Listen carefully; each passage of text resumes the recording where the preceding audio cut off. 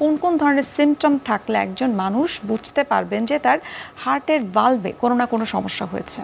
দেখা গেছে একটা ইয়াং পেশেন্ট, বয়স বেশি না, 12-14 বছর, 20 বছর, একটু হাঁটতে গেলেই দম খাটো হয়ে যায়, শ্বাসকষ্ট হয়। আবার দেখা গেছে যে যাদের একটু অ্যাডভান্স হয়ে গেছে তাদের পেটে পানি চলে আসে, পায়ে পানি নামে।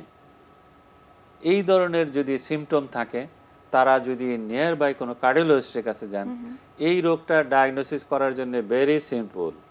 একটা এক্স-রে করবে, একটা ইসিজি করবে, আর ইকো করে ফাইনালাইজ করা হবে।